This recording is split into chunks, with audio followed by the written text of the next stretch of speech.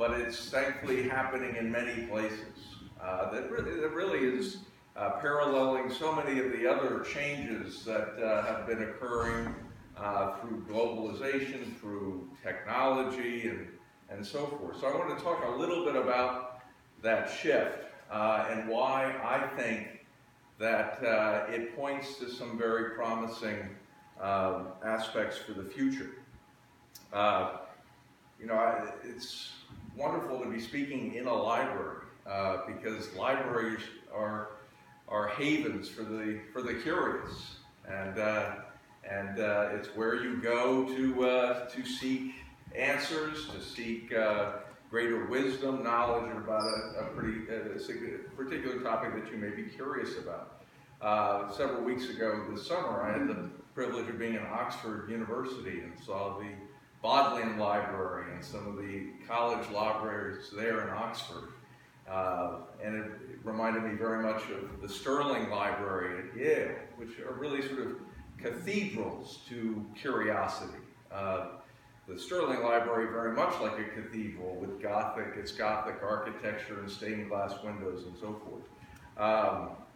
When I was at Yale University, to be honest with you, when I began there, I was very kind of intimidated, not sure if I had sort of the academic chops to do well. And with that sort of apprehension, somehow I've stumbled my way into the highest level PhD class on the subject of New England Puritanism, and which really made that feeling of intimidation just exponentially grow.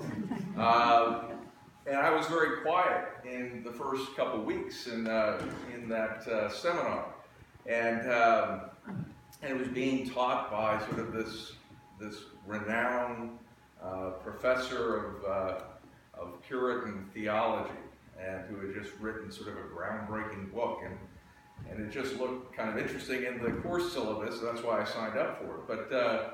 But he mentioned at the beginning of the course, he said this subject matter is going to captivate some of you, and it's going to just sort of wash over others of you, and for some of you, it's going to captivate your curiosity.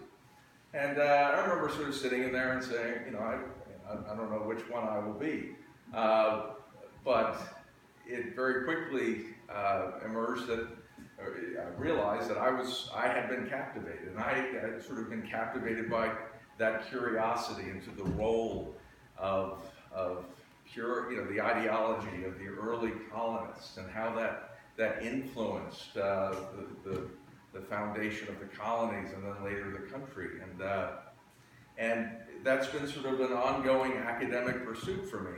I ended up my second year at Trinity Pawling getting a fellowship for the National Endowment for the Humanities, where I furthered that study, and then I've read more books about it, I've taught about it, and it all sort of was sparked that afternoon in this seminar.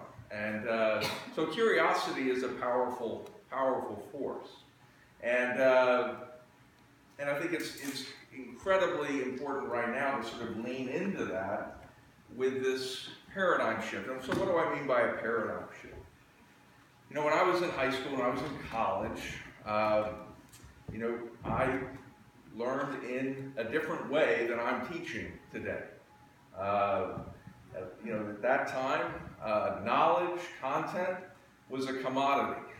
That the better you could train yourself at memorizing information and memorizing it in certain ways and figuring out what the teacher or the professor wanted from that collection of information, whether it be in a paper or a test, and you could trade that information back to the teacher.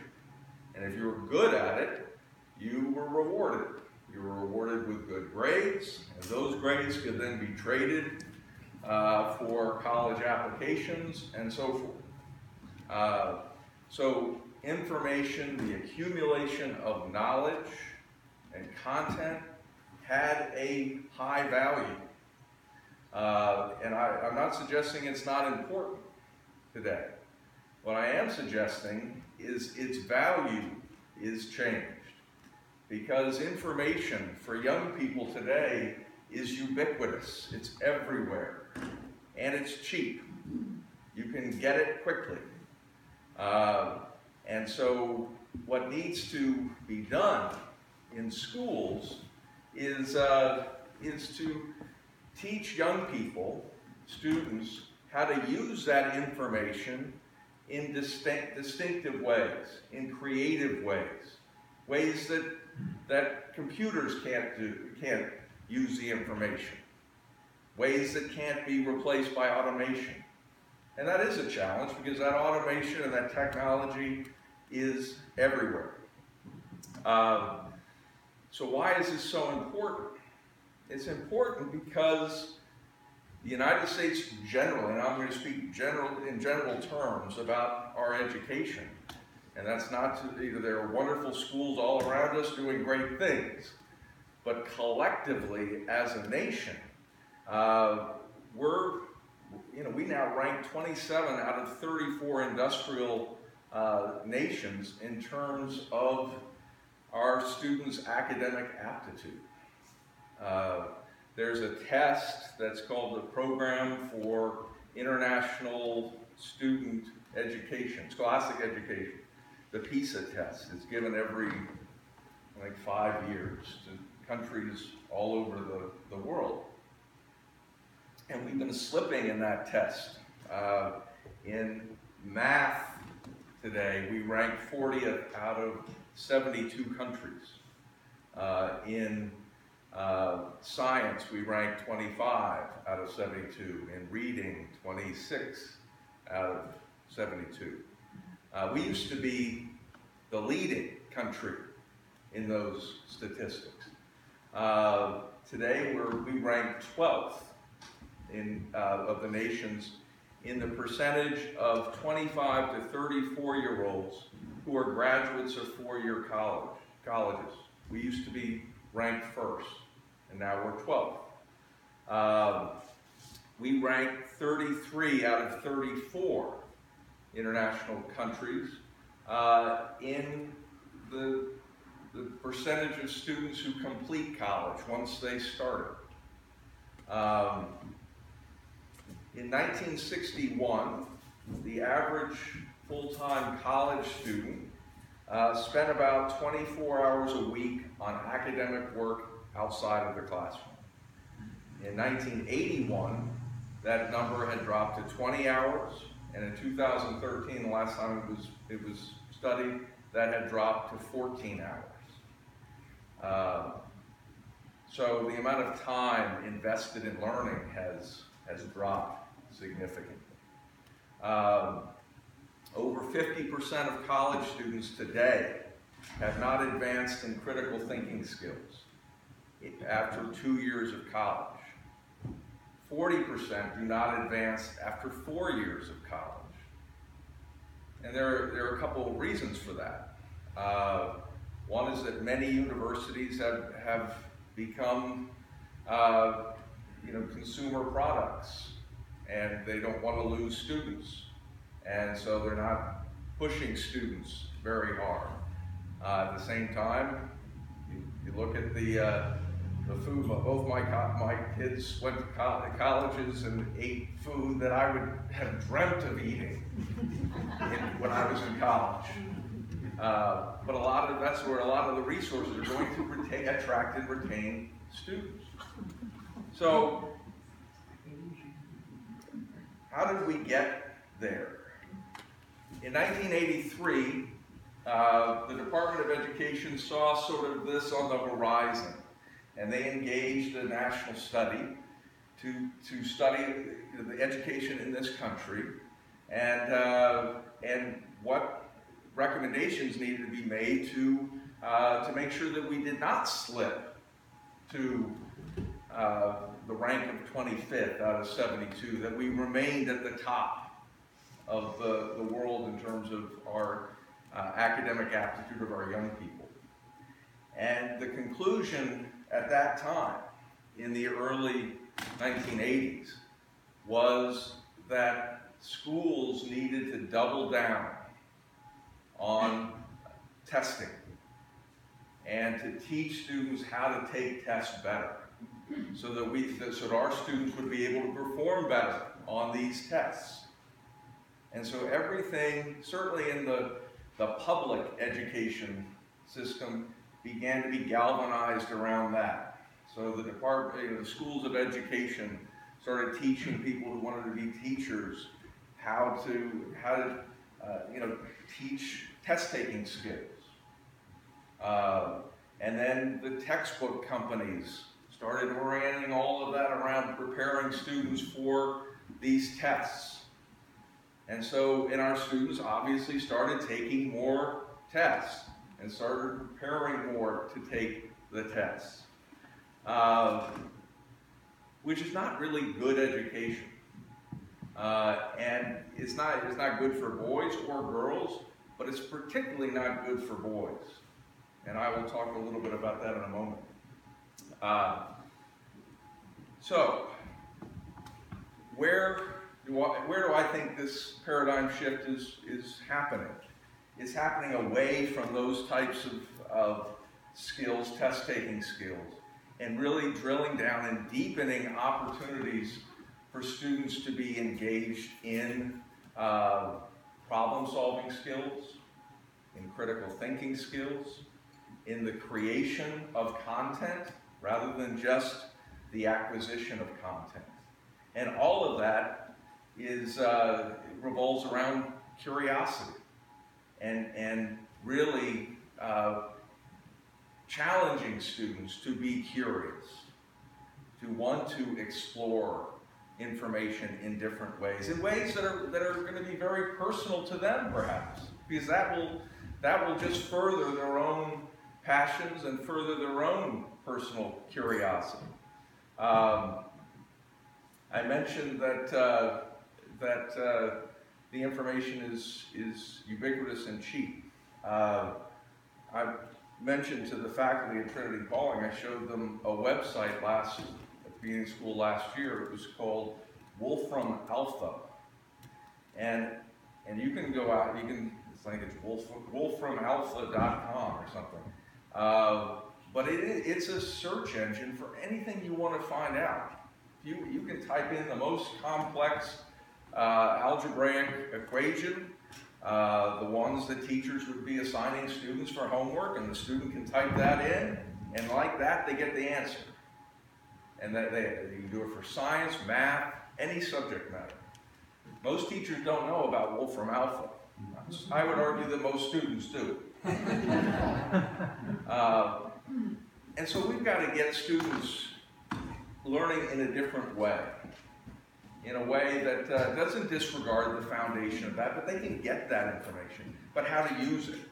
General Electric, a couple of years ago, did a survey of business leaders in 12 different countries, 1,000 business leaders. And 95% of these business executives internationally assert that innovation is the main lever for a more competitive economy. 69% of these business leaders believe that innovation comes from human creativity more so than technology. 88% of the top business leaders assert that innovation is the means towards job creation. 88% say that innovation is the best way to create jobs in this country. And so that creativity, that innovation is critical for education, but it also is critical for the nation's economy. I was reading a book just recently, Tom Friedman's latest book, which is fabulous, by the way. Thank you for being late, is its title. And he documents sort of this confluence of innovations that came together that created a sort of an exponential change in other innovations. But in the book, it says sort of alarmingly that 45% of the jobs today will likely be gone in the next 2 decades, because they'll be replaced by things that, by automation or technology. So that human creativity is extremely important to prepare young people for careers that don't exist today. They don't even know what they could be. And teaching young people that sort of agility and adaptability is critically important. So what skills need to be taught in schools to prepare them for the future? Critical thinking and problem-solving skills, collaboration, working in teams, collaboration across networks, so that includes people that are in the room and people who are outside of the room. Initiative and entrepreneurialism are extremely important skills to teach young people today. Teaching them how to access and analyze information so they can determine what is valid information from what is invalid information, what is relevant from what is irrelevant, what is accurate and what is not accurate. Because there's a lot of stuff that they can get that is not accurate. And so teaching those critical thinking skills are extremely important. Teaching effective written and oral communication skills. Every year they survey Americans and to find out what our greatest fears are.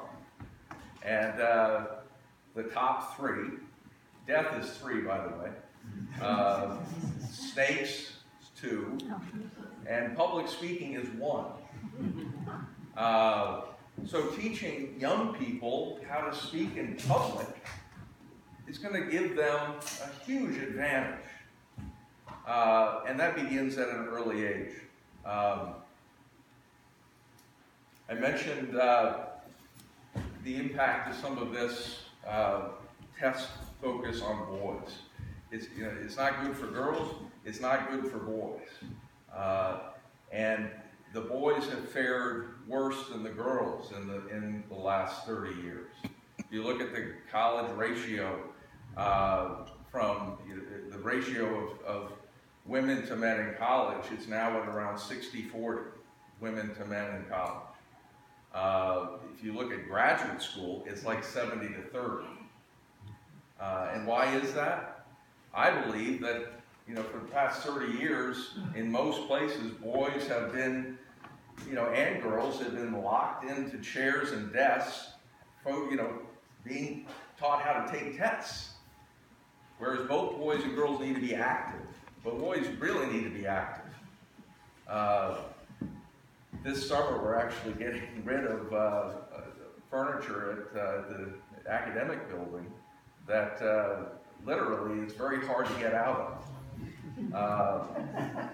It's hard to get in it, but once you're in it, you're trapped. And that was reflective of a different mode of teaching. And so we're creating classroom spaces that the students can be very adaptable. They can move around, they can work together in groups and so forth. So that's the urgency of curiosity. I think the schools need to be teaching young people how to be curious. What we're also doing at Trinity Pauling is creating vehicles by which that can be done. So we have new graduation requirements. We have a graduation requirement called the Practicum for Civic Leadership. And it has 3 different components, and every student at Trinity Pauling is impacted by this practicum. One is in the winter term, students are involved in interdisciplinary projects. So 2 teachers partner together from different disciplines, and they create something interesting, or something that some students would find interesting, that combines aspects of their disciplines. So we had one project a year ago called the Economics of a Hockey Rink. We have a lot of hockey players at Trinity Pauling. They're interested in hockey. So let's create a project where they can learn economics through hockey. And what the project was to research the financial viability of building another hockey rink. You know, some people say, oh, we need 2 hockey rinks at Trinity Palm. Okay, so let's get students involved with researching what it costs to build a hockey rink. What does it cost to sustain ice in the winter? What are the rental opportunities? Is there a demand to rent the space? And once they study that, and they're studying, you know, that's the critical thinking, they were working in groups. They came back, the students said, no, it doesn't make sense to build a second hockey rink. I was relieved. And, but the students were the ones who actually dug into that. And we have about 50 of these projects every winter, and the students can pick one that's of their interest, something that they want to learn more about. And freshmen can pick the same project that the senior does. They just are doing it at different levels. So that's one aspect of this practicum. The second aspect is the Global Collaborative Challenge. And that's for all juniors. And we take the junior class and we put them into teams of 5, random. So they don't get to choose their team. And then we give them, we have a group of about 25 real problems. They're national problems, they're international, global problems, and we have a draft. So each team, you know, gets a draft pick, and they get to decide as a team what problem they want to explore. And they have about 4 weeks to do this as a team. And then they have to present their solution and the problem in a timed presentation, 12 minutes. And they're assessed on how thoroughly they researched the project, how well they worked together as a group, how effectively they communicated their solution, and the creativity of their solution. And that's part of the rubric for their grade, and they know that going in. And finally, the last part of this practicum is for the seniors. We ask every junior at the end of their junior year to identify an area of interest that they have. Maybe it's a passion, but at age 17 or 18, we'll settle for just an interest. But for some of them, they do have passions. And so what we do then is we take a student's interest and we match them with an alumnus or a larger member of the community, a parent, past parent, who has working experience in that same interest. And we bring them together. And the student learns about the interest during the course of this summer period. And then when the student comes back for the first several weeks of the school year, they're creating original content that captures what he has learned about this particular interest. And this past year was the first year we did this for all seniors. And I can tell you, the ones that really dove into this, it had impact on their college choices. Because colleges could sort of say, hey, here's somebody who has a real interest in something, and they've created original content that sort of reflects their interest, that distinguishes them. So those are some examples of what we're doing to try to prepare students for this paradigm shift. And the imperative of community, that's equally important. Because the world that our students are in is a world of tremendous anxiety for young people and for older people. But it's also a world of tremendous acceleration, things happening very, very quickly, changes happening very, very quickly, and it's a world of isolation. I think you could look at the opioid crisis on how it's impacting young people.